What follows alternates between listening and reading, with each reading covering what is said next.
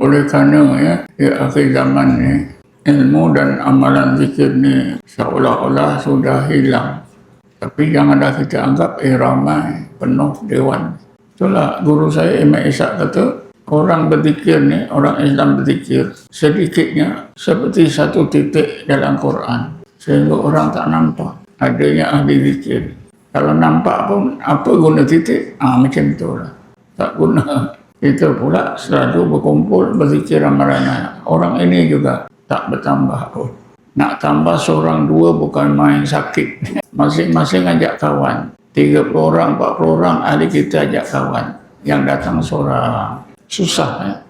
Inilah pertanda yang jelas bahawa ilmu dan amal zikrullah itu sudah mula hilang di akhir zaman. Sehingga kita yang beramal pun macam yakin tak yakin. Kadang-kadang yakin, kadang-kadang hilang semangat. Saya kan berpengalaman seperti itu. Kadang yakin rajin pergi kedung, kadang tak pula. Zikir itu sunat. Syaitan itu membisikkan kita. Zikir itu sunat. Kenapa nak susah-susah? Lagipun zikir kan boleh buat di mana-mana. Bila-bila. Buat apa nak datang tawajuh susah payah. Kita zikir ramai-ramai ni tuan-tuan. Banyak kelebihannya. Yang pertama, Rasulullah sudah beritahu kita. Wa'alaikum bil jama'ati. Wajib ke atas kamu berjamaah. Wa inna yadallah ma'al jama'ah. Karena pertolongan Allah, rahmat Allah itu mudah didapati secara berjamaah. Wa man sadda finnar. Siapa yang menyendiri, biasanya dia akan menyendiri di neraka. Sebab kalau kita seorang-seorang tuan-tuan, mudah jadi mangsa iblis dan syaitan. Terutamanya amalan zikir ni. Kan saya dah cerita ya, seorang ustaz dari Kedah belajar zikir Ahmadiyah sama-sama di Kota Baru. Tapi dia di Kedah. Oleh kerana Kedah Kota Baru susah, jauh. Jadi selepas dibayangkan sudah belajar, dia balik kampung, dia zikir seorang-seorang. Zikir di rumah, di surau, di masjid, dia rasa tak puas. Lalu membuat pondok kecil di kaki Gunung Jerai. Dia seorang-seorang zikir. Tak ada kawan. Tapi makan minum adalah kawan-kawan sediakan. Dia seorang dia berzikir. Selama beberapa tahun, bertahun-tahun. Akhirnya tuan-tuan ya, dia bercerita dengan saya, dia didatangi oleh Syekh Abdul Qadir Al-Jilani. Syekh Abdul Qadir Al-Jilani ini mengajar kawan saya ini macam-macam ilmu. Dan kadang-kadang diajak oleh Syekh Abdul Qadir Al-Jilani menemui para wali Allah. Para wali Allah di seluruh dunia berkumpul. Dia dakwa, wali Allah ini ada AJK. Dia pernah dijemput hadir dalam musyarat para wali-wali Allah.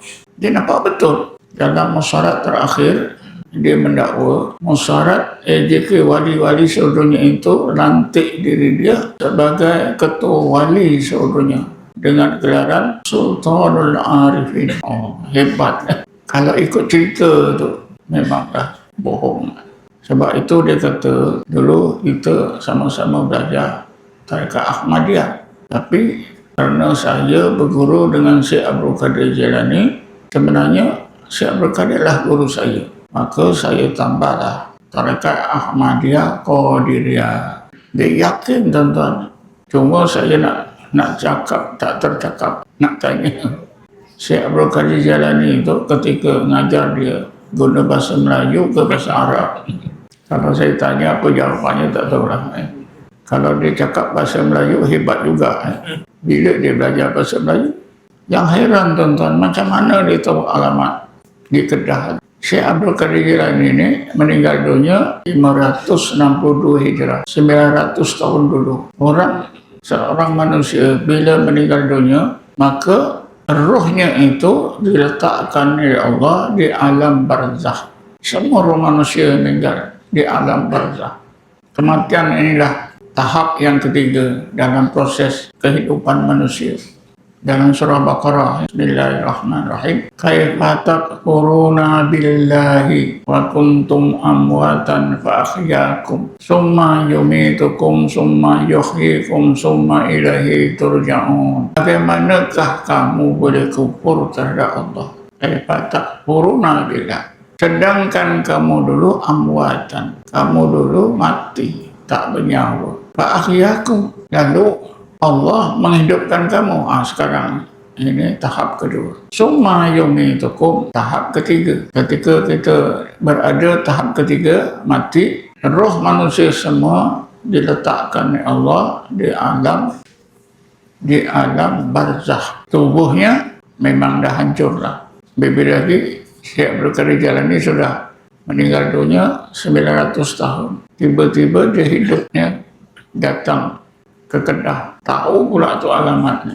Hebat juga. Yang kita yakin itu adalah iblis dan syaitan mengaku sebagai Syekh Abdul Qadir Al-Jilani yang munasabah. Karena selain daripada Rasulullah, syaitan iblis boleh menyerupa, yang tak boleh Rasulullah. Karena Rasulullah bersabda, inna syaitana la yatamassalu bi, syaitan itu tidak boleh meniru rupa aku, tak boleh. Yang lain daripada Rasulullah boleh.